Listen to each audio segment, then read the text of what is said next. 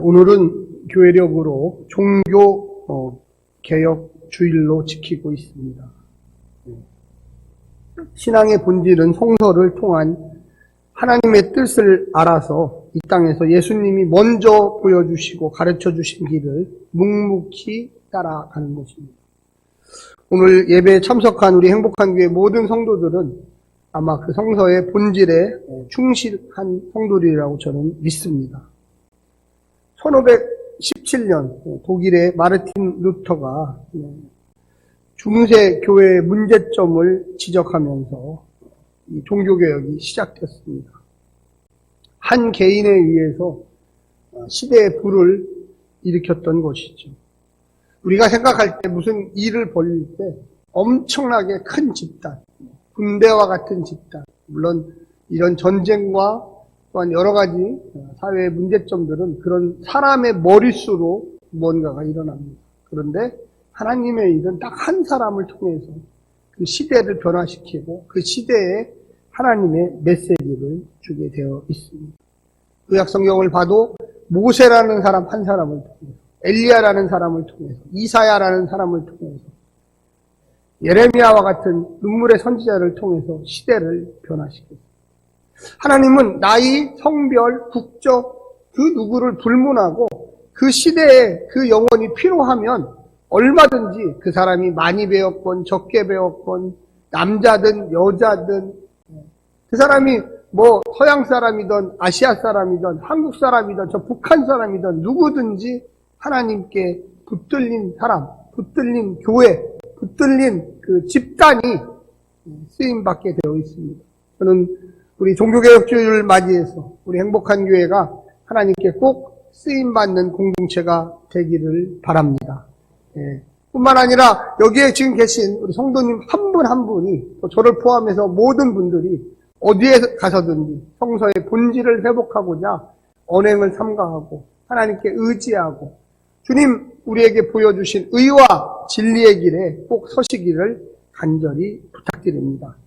인간의 본질은요, 죄성이 너무 강해서 결코 혼자 스스로 하나님과 화목할 수가 없었습니다. 그래서 하나님께서 인간의 몸을 입고 이 땅에 오셔서 인간과 같이 되셨고 우리의 모든 죄를 대신해서 십자가에서 우리를 위하여 죽으셨습니다. 우리만을 위해서 죽으신 게 아니라 저 바깥에 믿지 않는 자들을 위해서도 죽으셨습니다. 그런데 그들이 불순종하는 거예요. 따라오지 않는 거예요. 나는 그 길을 선택하지 않겠다고 이야기하는 것입니다. 여러분과 저는 네, 맞습니다.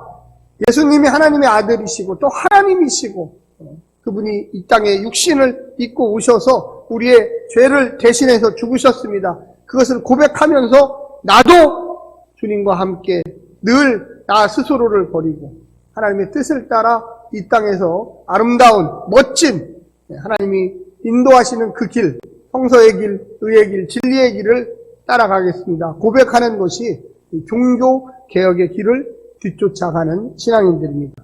우리 행복한 교회 성도들 또 이 부족한 종도 그 길에 딱 서 있다고 저는 믿습니다. 어려운 일 있죠. 고난의 길이 있죠. 육신이 피곤하죠. 그런데 마음만은 또 행동 하나하나만은 그 속에 하나님이 우리와 함께 하시고 복 주시는 영생의 길에 있다고 저는 믿습니다. 우리 행복한 교회 종교개혁 주일에 꼭 그와 같은 믿음을 가지시기를 간절히 부탁드립니다. 종교개혁 주일 이 땅에 하나님의 뜻을 온전히 실현시키려 오신 예수 그리스도의 말씀을 묵상하고 그 뜻을 따른 개혁자의 길을 걷기 위해서 오늘 본문이 저는 있다고 생각합니다. 오늘 본문은 포도원 농부의 비유입니다. 그런데 그 농부들, 이 소작농들이죠. 악한 농부예요. 악한 농부. 그리고 그 10절부터 12절까지는 모퉁이에 버린 건축자의 이야기를 또 하고 있습니다. 모퉁이들을 버려버렸어요. 그런데 그것이 알고 보니까 굉장히 중요한 코너스톤이라고 해서 어떤 그 지점, 크로스되는 그 가로 교차로, 세로 교차로에 아주 핵심적인 돌로 거듭난다는 이야기입니다. 두 가지 이야기가 이렇게 합쳐져 있습니다. 다른 복음서에서는 이렇게 따로따로 나오는데 오늘 본문에서는 메시지가 합쳐져 있습니다. 우리가 이 본문을 좀 이해할 때 너무나 읽어보면 뭐 이게 무슨 이야기인가 이런 생각을 하기가 쉽습니다. 그런데 주님이 비유로 이야기한다고 1절에 보면 비유로 이야기한다고 명백하게 처음부터 이야기합니다. 비유는 무언가 의미와 목적이 있는데 그걸 너희들이 못 깨달으니까 내가 이 비유를 통해서 너희들이 깨닫게 하겠다고 이야기하는 것입니다. 여기에 보면은 포도원 주인이 나오는데 포도원 주인은 하나님이십니다. 그리고 포도원은 뭐냐? 포도원은 이스라엘을 얘기합니다. 이스라엘. 그리고 포도원에서 일하는 사람들, 이 소장농들이죠. 이 사람들은 이스라엘의 지도자들입니다. 바리새인, 대제사장, 서기관, 그리고 장로들 이런 사람들이 포도원 안에서 일하는 사람들이었습니다. 당연히 그 종들, 이 종들은 구약에 나오는 예레미야, 이사야 또 이런 사람들. 그래서 주인의 종들 그리고 이 외아들, 여기 아들이라고 나오지만 이 아들은 당연히 예수 그리스도이십니다. 그래서 그거를 어느 정도 이렇게 알레고리하게 딱 이해를 해버리면 이 내용이 아주 분명하게 잘 나와 있습니다. 뭐 특별히 어려운 게 없어요. 그런데 우리가 이런 본문을 받아들일 때 도대체 이 본문이 우리 지금 21세기를 살고 있는 우리하고는 어떤 연관성이 있을까 고민할 수밖에 없습니다. AD 1세기, 이 주전 1세기 예수님이 살던 그 시대, 또 예수님이 부활 승천하시고 이후에 이 성경 마가복음이 쓰여지던 시기에 사람들에게는 이 말씀이 어떻게 들렸을까를 우리가 고민할 수밖에 없어요. 왜 그러느냐? 그들에게 무슨 말씀을 예수님이 했는지, 또 그 의미가 어떻게 그들에게는 받아들여졌는지를 고민해야 합니다. 갈등 구조로 되어 있는 이 말씀, 그래서 그 마지막 10절, 11절, 12절에 보면 이렇게 이야기하고 있습니다. 건축자들이 버린 돌이 모퉁이의 머릿돌이 되었다.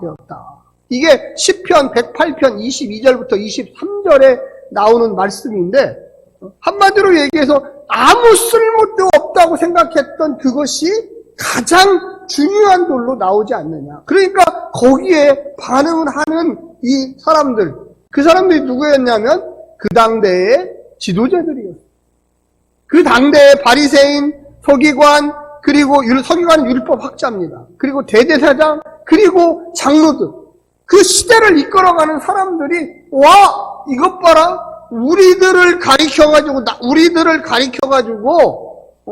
이 비유를 한 거다 하니까 마음에서 욱 합니다. 야, 저 예수를 잡아서 저 죽여야 되겠다. 우리에게 반항을 해? 우리를 아주 못살게 굴어? 저런 나쁜 놈이 있나? 여러분, 우리가 이런 본문들을 이해할 때 누가 나에게 당신 잘 못하고 있어요. 당신 그리스도인이 그따위로 행동하면 됩니까? 그때 네 맞습니다. 당신 말이 맞네요. 이렇게 하는 건지 그래요? 내가 한번 생각해 볼게요. 내가 하나님을 믿는 사람으로서 이 땅에 살아가는데 제대로 된 행동과 언행을 하고 있는지 한번 체크해 볼게요. 이거는 아주 다른 반응이죠. 내가 얼마나 잘하는데 내가 주일날 교회도 가고 11조도 드리고 헌금도 하고 내가 특별기도에도 참석하고 이 코로나19와 같은 이런 어려운 시기에 내가 한 주일도 교회 빠지지 않고 그 위험을 무릅쓰고 교회를 오는데 내가 잘못했다고? 도대체 내가 잘못한 게 뭐야? 나한테 좀 얘기 좀 해봐. 나는 다른 사람들 돕고도 있어. 나는 헌금도 하고 뿐만 아니라 우리 가난한 옆집에, 앞집에, 우리 회사에. 그래 나한테 잘못한다고? 내가 제대로 된 신앙인이 아니라고? 지금 반발하고 있는 세력들이 바로 그런 사람들. 바리새인들은 일주일에 하루씩 금식도 했어요. 이틀씩 금식도 했어요. 그 금식한 돈을 모아서 가난한 사람들에게 갖다 줬습니다. 서기관들, 율법을 연구하는 학자예요. 지금으로 얘기하면 교수예요. 열심히 구약성경을 연구해가지고 그 당대 사람들한테 가르쳐줬어요. 대제사장들도 마찬가지죠. 제사장들 늘 번제를 드리고 화목제를 드리고 양을 드리고 소를 드리고 그런데 우리가 무슨 죄를 엄청나게 줬다고? 여러분, 오늘 본문을 우리에게 적용을 시키면 우리가 반발을 할 것인지 그런가요? 뭐가 잘못됐는데요? 좀 생각해 볼까요? 이렇게 되는 거죠. 우리의 삶의 많은 부분들이 사실은 참 그런 어려움에 직면할 수밖에 없는 상황입니다. 정말로 우리가 누군가가 나를 지목하고 당신이 똑바로 안 하고 있다고 했을 때 진짜 그런가? 내가 정말 잘못했나? 내가 뭔가 바른 길을 가고 있나? 내가 정말로 이웃을 사랑했나? 내가 말로만 하나님을 사랑했나? 고민하지 않을 수가 없어요. 우리의 마음이 편안치가 않아요. 오늘 한국 기독교가 지금 이와 같은 상황에 직면해 있어요. 한국 교회를 향하여 야 너희 교회 똑바로 해라. 너희들이 잘한 게 뭐냐? 우리 지금 120년 동안 130년 동안 한국 사회에 한국 교회가 엄청난 일을 했어요. 진짜 엄청난. 그런데 지금 욕은 다 먹고 있어요. 일을 안 한 게 아니에요. 지금 아시지만 연세대학교, 이화여대, 엄청난 대학교, 세브란스 병원, 각 교회는 예수 기독병원. 지금 우리가 누리고 있는 많은 사회복지 처음에 시작은 다 거의 80% 90%의 기독교가 있어요. 물론 지금은 국가가 하고 있지만. 그런데 왜 이렇게 됐습니까?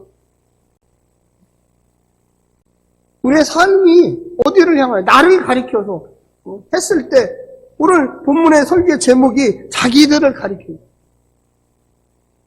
누군가가 저에게 와서 조성래 목사 목회를 똑바로 안 하는 것 같아. 뭔가 부족한 게 많아. 그러면 아닌데 나 열심히 하는데 나름대로 최선을 다하는데 당신 회개해야 돼. 네네네. 여러분 우리가 이런 반응을 보였을 때 우리는 어떤 식으로 그거에 대한 행동의 변화를 가져올 것입니다. 종교개혁 주일에 처음에 마르틴 루터가 95개 이 반박문들을 비텐베르그 성당에다 붙였을 때 그랬어요. 이 루터는 신부였거든요. 천주교 신부. 그리고 말단 신부였어요. 저 밑에 말단 신부. 그러니까 사람들이 저거 잘 알지도 못하는 신부가 그 교황청에 그 로마 교황과 대주교와 이런 사람들이 있는데 그 사람에게 도대체 무슨 말을 할까? 대부분의 사람들이 그리고 글자도 몰랐어요. 글자를 아는 게 아니에요. 그 당시에 성경 자체도 라틴어로 돼 있었어. 독일어로 돼 있었던 게 아니에요. 성경도 잘 몰라서 그림을 그려서 이 교회 안에다가 그림 그려서 교육을 했어요. 그 정도로 무지하고 낮은 계층들이었어요. 많은 사람들이 마르틴 루터의 이야기를 듣고서 회개한 게 아니에요. 처음에. 의외로 참 우습게 비웃고 헤이 네가 뭘 안다고 뭘 그런 행동을 하고 당신이 뭐를 안다고. 우리들도 마찬가지예요. 우리가 우리의 걸어가는 그 길이 의와 진리의 길이 아니면 늘 우리를 향하여 손가락질해요. 또 우리가 의와 진리의 길을 열심히 걸어도 늘 우리에게 손가락질해요. 초대교회 1세기 이 예수님 시대의 상황은 어땠냐면 초대교회는 아주 작았어요. 누가 누구에게 욕을 합니까? 지금 예수님이 그 거대한 세력, 이 모세 종교, 이 바리새인들 어마어마한 사람들이에요. 다 똘똘한 사람들이에요. 예수님은 갈릴리의 어부였고 농부였고 그런 사람들밖에 친구가 없었어요. 무슨 높은 배운 사람들이 없어요. 이 유대교 예루살렘 성전을 중심으로 하는 거대한 세력들. 근데 그들을 향해서 야 너희들이 똑바로 해야 되지 않느냐? 너희들이 하나님의 말씀을 제대로 아느냐? 내가 누군지 아느냐? 내가 메시아다. 내가 하나님이 보낸 사람이다. 한번 여러분 따라서 해줘. 나는 하나님이 보낸 사람입니다. 네. 한번 손으로 한번 해보세요. 옆에 있는 분 아니고, 본인 스스로 이렇게 한번 해보세요. 나는 하나님의 사람입니다. 네. 여러분, 지금 세상이 우리를 향하여 손가락질합니다. 이걸 똑바로 해. 예수님이 갈릴리의 아주 작은 지역에 그곳에서 특별히 배우지도 못하고 농부를 하면서 목수를 하면서 어부를 하면서 어부 친구들 그런 사람들과 예루살렘을 향하여 나아가는 거예요. 예루살렘은 어마어마한 크기의 성전. 거기에 배운 사람들, 돈 많은 사람들, 권력 있는 사람들이 줄비했어요. 예수님이 오늘 야 너희들이 똑바로 해야 된다. 이거를 그 거대한 사람들이 부키고 있는데 네가 뭔데 우리한테 똑바로 하라 그러냐? 네가 뭔데? 우리 행복한 교회 성도들이 제가 뭔데 세상을 향해서 우리가 뭐라고 할 수 있었나? 목사님 저는 그렇게 많이 배우지도 못하고 돈도 별로 없고 뭐 지식도 별로 없고 예수님이 그랬어요. 예수님. 근데 그 거대한 세력을 향해서 너희들 똑바로 해라. 내가 비유를 얘기할게. 너희들은 이렇게 악한 놈들이다. 여러분보다 많이 배운 사람한테 가서 한번 똑바로 좀 하십시오. 지금 우리나라 정치, 경제 이게 엉망이에요, 지금. 저는 뭐 여야를 떠나서 뭐 누구를 특별히 지지하지도 않아요. 엉망이에요. 그들이 항상 하는 얘기가 그러죠. 니들이 잘못해가지고 우리가 잘못해서 그렇대. 니들이 잘못해서 그렇지 왜 우리가 잘못해서 그러냐. 법도 니들이 만들고 집행도 니들이 하고 우리는 힘든 가운데 세금을 잘 모아가지고 열심히 내는데 왜 나라꼴이 이러냐. 오늘 본문에 보게 되면 우리가 항상 가지고 있는 거예요. 우리는 누구에게 이 이야기를 해야 될까요? 하나님 아버지에게 해야 됩니다. 아멘. 예수님은 그래서 십자가에서 돌아가신 거예요. 비판도 했어요. 지금 비판하는 얘기잖아요. 야, 니들이 똑바로 해라. 니들이 나를 버려버렸지만 하나님께서 나를 들어서 다시금 주춧돌을 놓으셔서 그 주춧돌로 하여금 새로운 하나님의 역사가 시작되리라. 할렐루야. 하나님은요, 무슨 특정한 단체, 특정한 사람들을 쓰는 게 아니라 주님의 말씀에 순종하는 사람들을 사용하십니다. 아멘. 저는 우리 행복한 교회가 지난 3년 동안 많이 하나님의 말씀에 더욱더 전진해서 앞으로 나왔다고 믿습니다. 예. 뭐 이게 사람 좀 줄고 뭐 코로나 때문에 줄고 너무 걱정하지 마세요. 예. 뭐 사람의 머릿수로 이 시대가 변하는 게 아니에요. 한 사람, 모세 한 사람 때문에 이스라엘 전체가 탈출해서 광야로 왔고 가나안 땅에 들어가게 되지 않습니다. 하나님은 누구를 들었을지를 몰라요. 모세가 80세 때 하나님이 부르셨어요. 할렐루야. 네. 우리의 삶이 우리의 생각대로 내 생각대로 되는 게 아니에요. 우리는 주님의 뜻을 믿고 우리가 지금 힘들고 어렵고 고달프고 낭망되고 세상으로부터 손가락질 당해도 여러분과 저는 하나님의 백성들입니다. 아멘. 네. 그래서 우리가 묵묵히 별로 무슨 뭐 특별히 내가 세상을 변화시키고 이러지 않지만 한 걸음 한 걸음 한 걸음 주님의 뜻을 따라 나아가는 그것이 결과적으로 이 세상에 어마어마한 빛으로 남아있는 거예요. 할렐루야. 예. 여러분 보세요. 좀 시간이 지나보면요. 왜 우리 행복한 교회가 이렇게 행복해졌지? 이렇게 힘이 있는 공동체가 됐지? 처음에는 몰라요, 사람들이. 막 무언가 엄청나게 뭔가를 하면은 막 교회가 부흥할 것 같죠? 절대 안 그래요.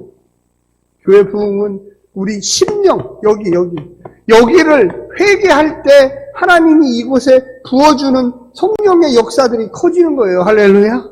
네. 마가의 다락방을 보세요. 마가의 다락방에서 어떤 일이 일어났습니까? 그들이 뭐 했나요? 그냥 120명이 모여서 주님 다시 오신다니까 주여 이곳에 오시옵소서 했는데 그 사람들에게 예수님 오신 게 아니고 예수님의 영이 왔어요. 영이. 물론 예수님이 오신 거죠. 그렇지만 영이 오니까 가슴이 뜨거워져서 그들이 지중해 연안을 향하여 내가 복음을 들고 가리라. 할렐루야. 복음을 들고 가리라. 지난번에 우리 교회에 오셨던 그 선교사님 여자분이실 때 짧지만 오래 만나지 않았어요. 잠깐 만나서 이야기를 하는데 그분이 제가 볼 때 나이가 한 60 정도 되셨더라고요. 근데 간호사관학교 출신이더라고요. 그 얘기를 어떻게 선교사가 되셨어요? 근데 자기는 선교사 될 거 이런 거 전혀 눈꽃만침도 생각하지 않았는데 우연히 동남아 어떤 지역에 자기가 간호사니까 그곳에 가서 약품 나눠주러 잠깐 갔다가 약품 나눠주러 갔다가 그곳에 가보니까 하나님이 자기를 부르신다는 것을 알게 됐다는 거예요. 할렐루야. 얼마나 놀라워요. 그냥 무슨 내가 선교사 돼야지, 내가 나가서 무엇을 해, 이런 게 아니었어. 전혀. 그래서 그 길로 남편과 같이 가서 지금까지.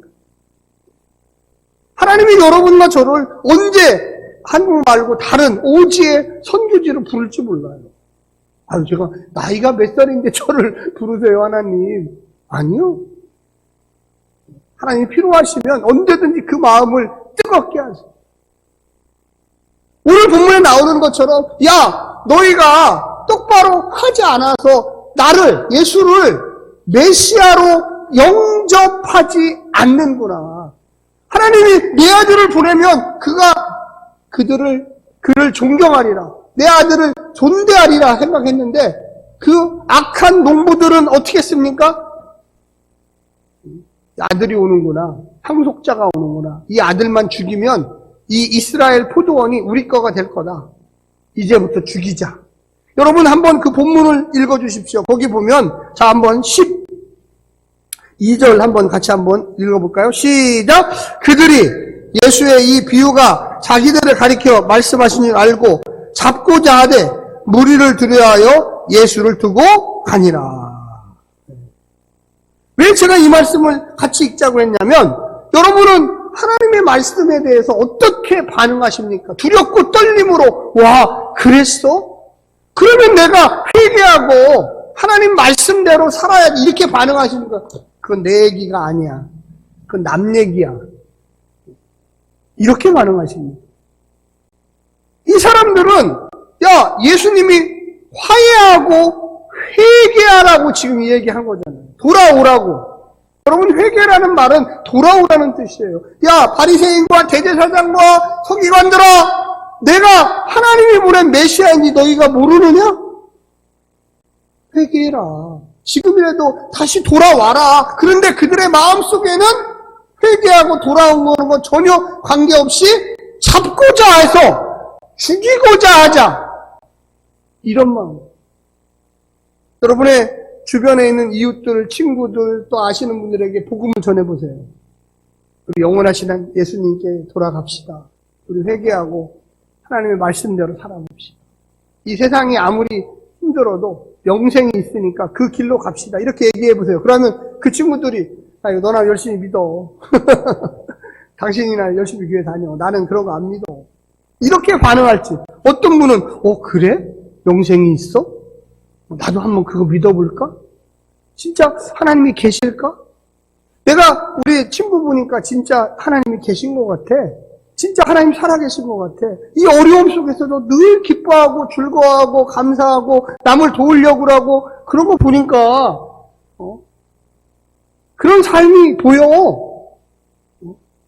여러분 한 번이라도 주변에 계신 분들에게 그런 이야기를 한번 해보세요. 그러면 반응이 쫙 갈라져.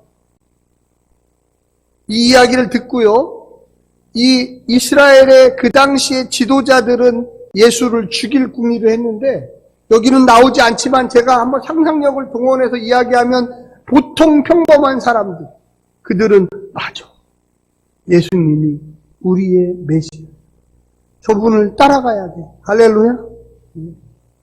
나중에 예수님이 죽었다가 부활하셔가지고 마가의 다락방에도 오시고 많은 사람들에게 나타나시고 500명에게 나타나시고 그 이후에 우리에게도 나타나신 줄로 저는 믿습니다. 그것을 경험해 본 사람들은 뜨거워지기 시작해요. 내가 돈이 다가 아니구나. 내가 무언가 내 명예, 내가 지금까지 살아왔던 이 경험, 이런 거 별거 아니구나. 그때 하나님이 우리에게 주신 길들이 보여지기 시작해. 내 길이 최고의 길인 것 같고, 내 머리가 최고의 길인 것 같고, 근데 내게에 내가 넘어가요. 옆에 분한테 한번 얘기하시면, 당신은 하나님의 사람입니다. 제발 순종하고 하나님의 길을 가십시오. 굉장히 중요해요. 우리가 마음의 자세가 내가 하나님의 길에 순종해야 되겠다. 내가 그 주님의 말씀을 들어야 되겠다. 여기 나오는 이 사람들, 그들은 안 들었어요. 자기들은 안 들었어요. 근데 대부분의 사람들, 이 민중들은 들었어요. 맞아. 저분이 기적을 일으키잖아. 저분의 말씀을 들어봐. 저분의 행하는 것을 봐. 그런데 자기들을 가리켜 얘기한 줄 알았던 이들은 우리가 악한 농부다. 나는 하나님의 사람이다가 아니라 우리는 악한 농부다. 이렇게 나갔던 거예요. 그래, 우리는 나쁜 놈이다. 사랑하는 성도 여러분, 금방도 따라했지만 우리는 선한 믿음의 백성들입니다. 아멘? 자각해야 돼요. 스스로 깨달아야 돼요. 아, 그렇지. 내가 하나님의 사람인데. 세상이 우리를 설사 비판할지라도 우리를 비판하는 것보단 예수님을 비판하기 위해서 나를 사용한 거겠지. 내가 더 잘해야지. 맞아. 내가 부족하지만 하나님의 은혜 가운데 살아야지. 내가 연약하지만 남을 도와야지. 내가 부족하지만 내 친구를 위해서 기도해야지. 내가 연약하지만 우리 행복한 교회에 잘 출석하고 전도하고 무언가 거룩한 일에 내 마음과 성품을 다해야지. 이렇게 나가는 사람들이 되기를 간절히 원합니다.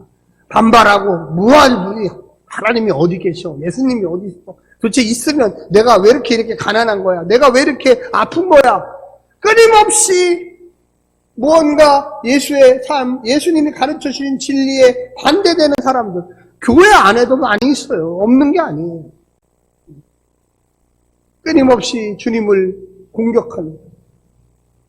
사랑하는 성도 여러분, 우리가 이 땅에 살면서 여기 나오는 자기들을 가리켜서 이야기했다라는 것을 깨달을 때 맞습니다, 주님. 내가 그렇게 악한 놈이었습니다. 내가 예수 믿는다고 하면서도 주의 길을 버렸던 사람입니다. 회개합니다. 나를 받아주시고 내가 다시 한번 주의 은혜 가운데 살게 도와주시옵소서. 이렇게 되는 우리 성도들이 되시기를 간절히 부탁드립니다.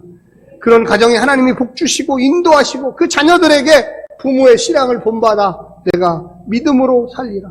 이런 결과가 나오게 되어 있습니다. 저는 믿어요. 우리 행복한 교회 성도들이 이제 점점 열매 맺고 신앙생활이 좋아지고 기쁘고 즐겁고 할렐루야 할 수 있는 능력의 사람들 되시기를 간절히 부탁드립니다. 기도하겠습니다.